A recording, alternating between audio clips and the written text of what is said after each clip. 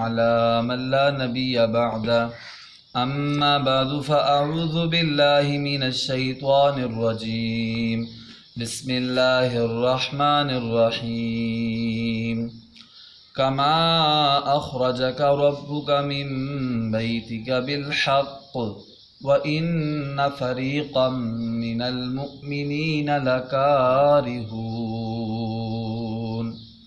يجادلونك في الحق بعدما تبين كأنما يساقون إلى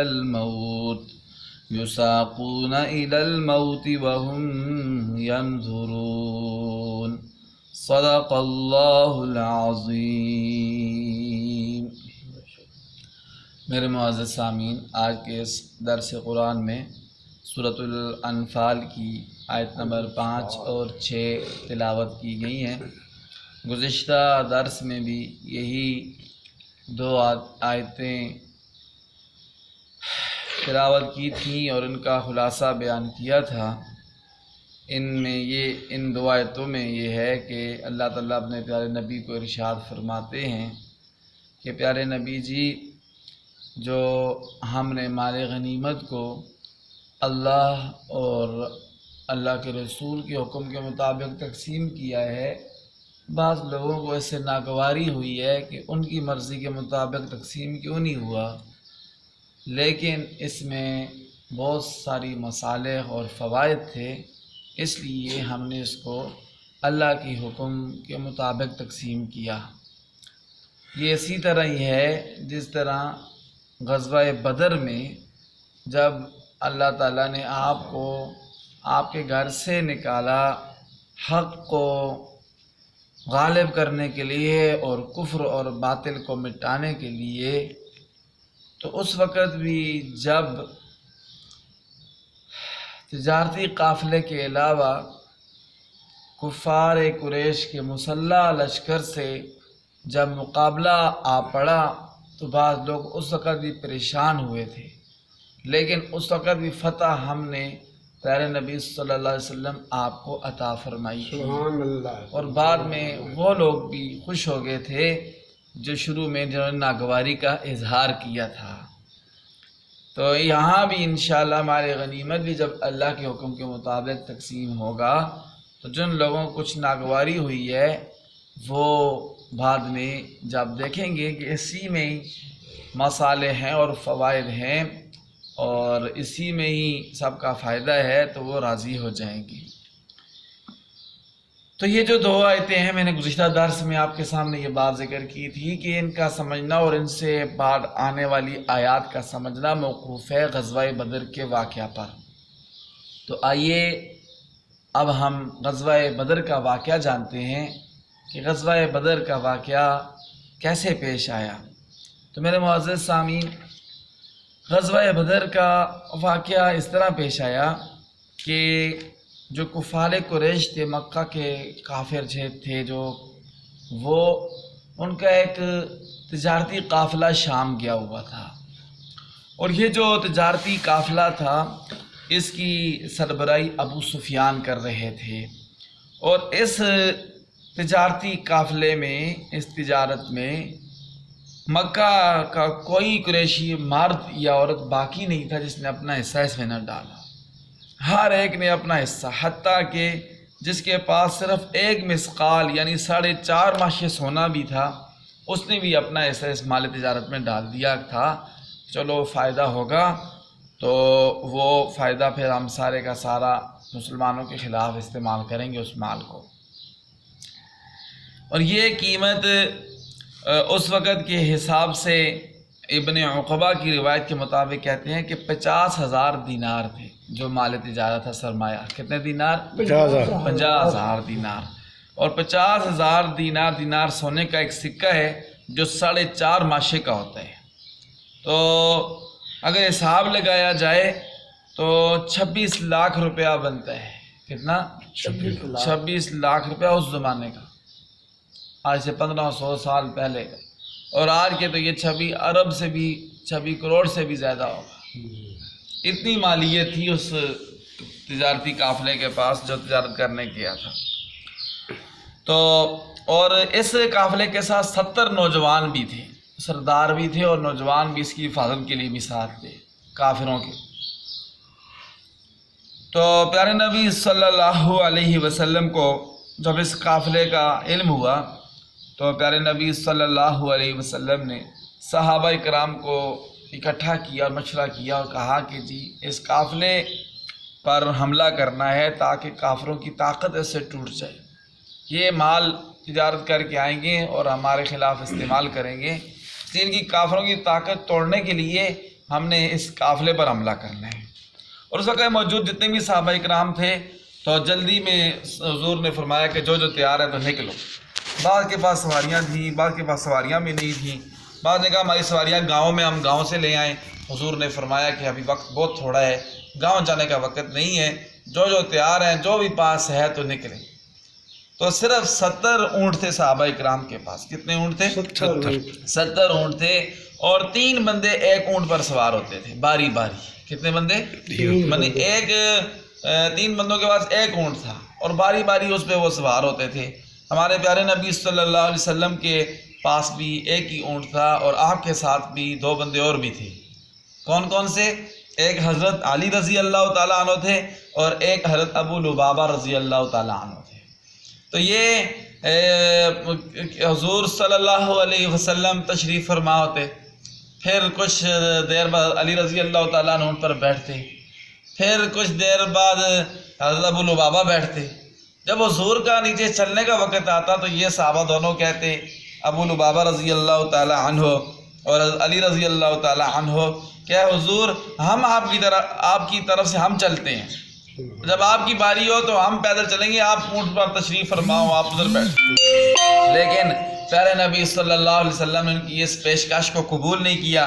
فرمایا نہ تم مجھ سے زیادہ طاقتور ہو، قوی ہو، اور نہ میں آخرت کے ثواب سے مستغنی ہوں کہ اپنا ثواب تمہیں دے دوں۔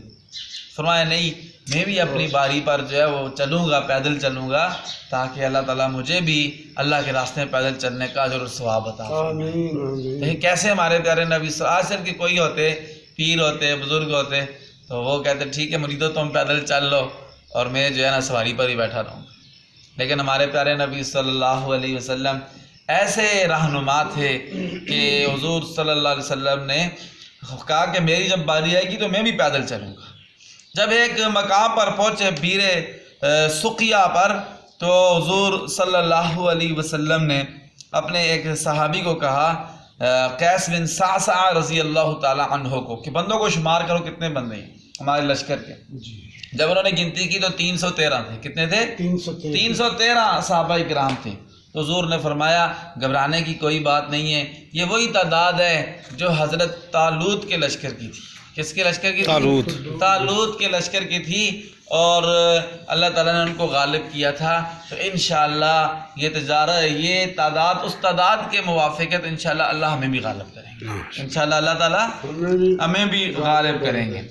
اچھا، دوسری طرف ایسا ہوا کہ ملک شام کے مشہور مقام عین زرقاء پر پہنچ کر جو کافروں کے لشکر کا رئیس تھا، جو تجارتی قافلے کا، ابو سفیان، اس کو خبر ملی، خبر کسی نے پہنچائی کہ حضور صلی اللہ علیہ وسلم اور ان کے صحابہ تمہارے تعاقب میں ہیں، تمہارا پیچھا کر رہے ہیں، تو تم خیال سے رہو۔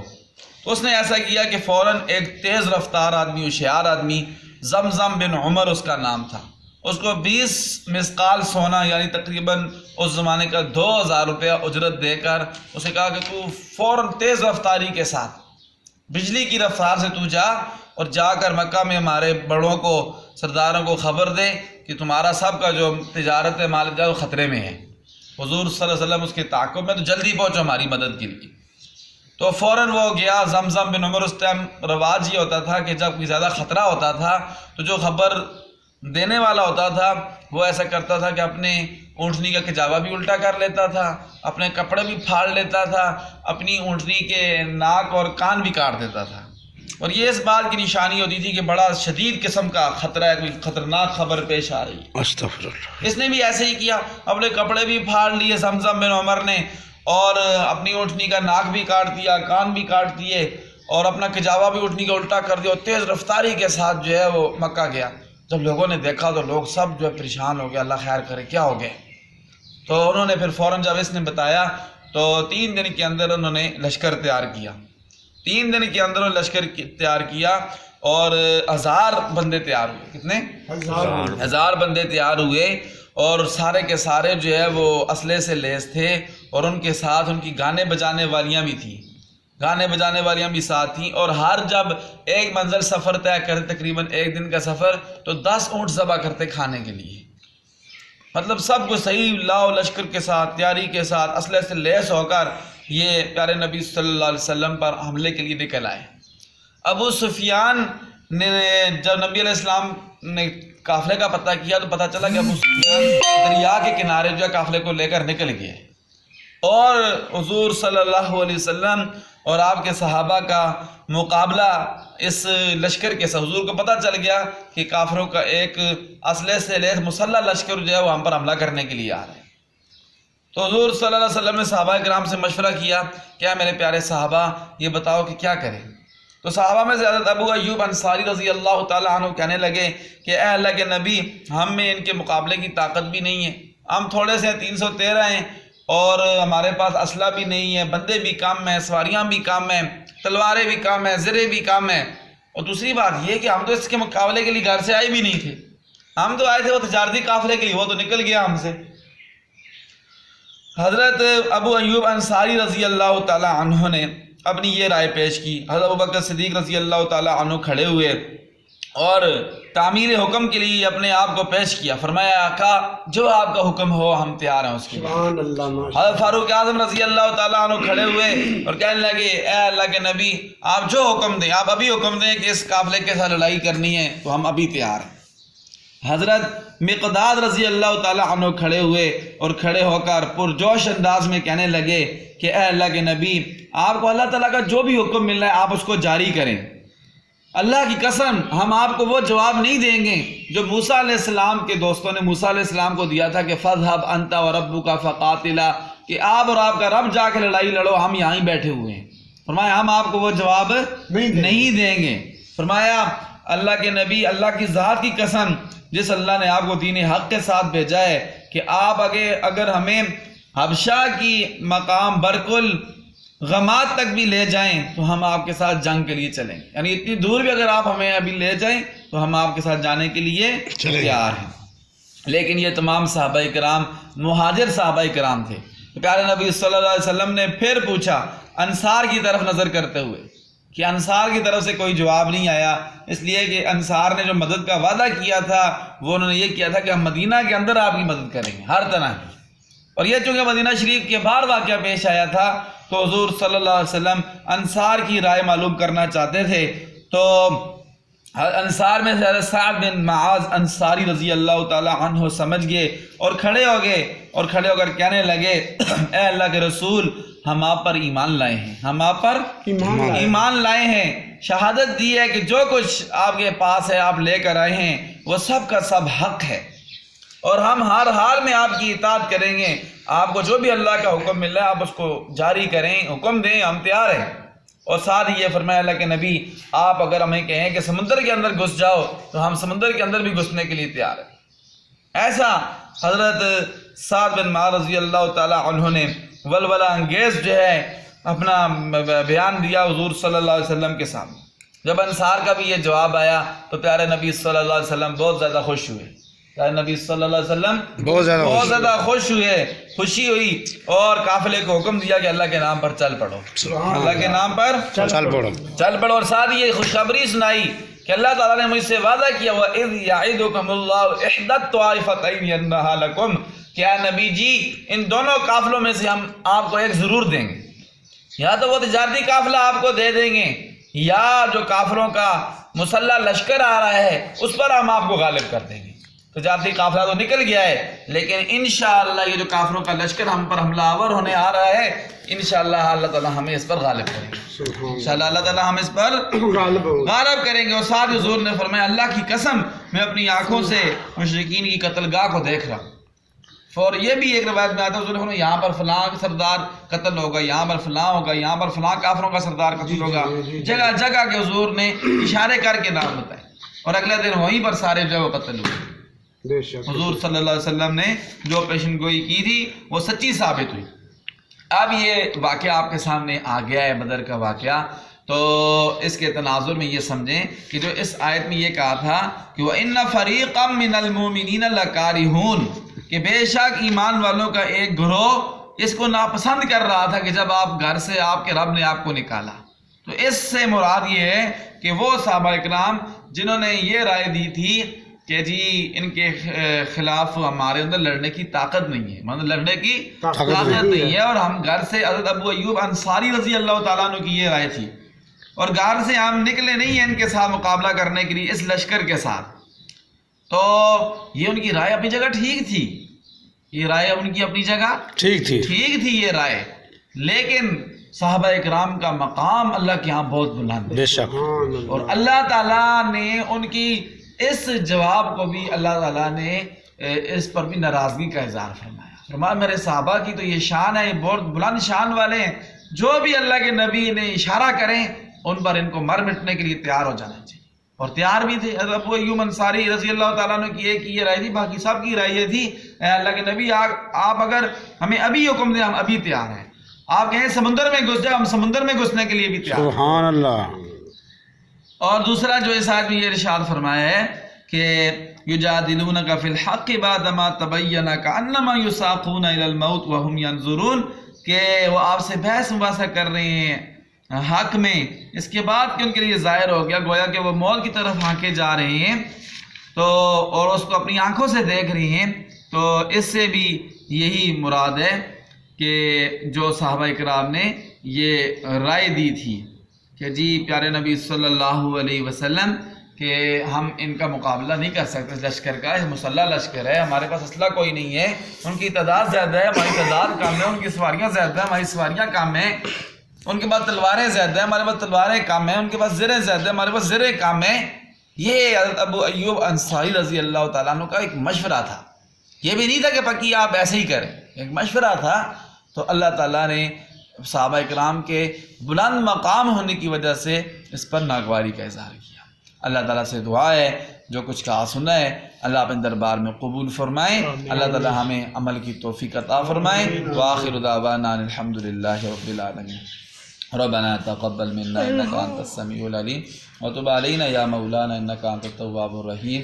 مولا ہم سب کی حاضری قبول فرما، جو پڑھا ہے سنا ہے عمل کی توفیق عطا فرما۔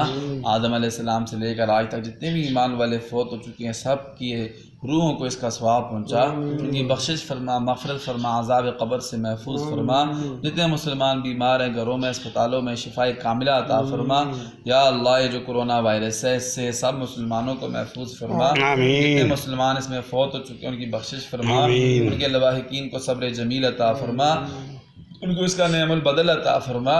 یا اللہ جتنے مسلمان بیمار ہیں گھروں میں اسپتالوں میں سب کو شفائے کاملہ عطا فرما، سب کو شفائے کاملہ عطا فرما۔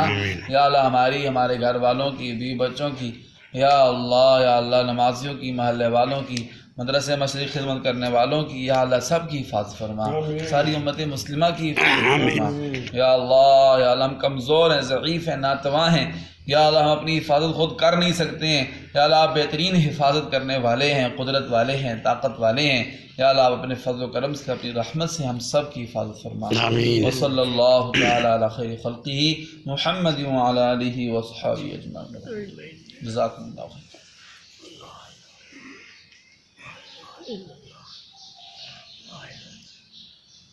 اللہ اکبر۔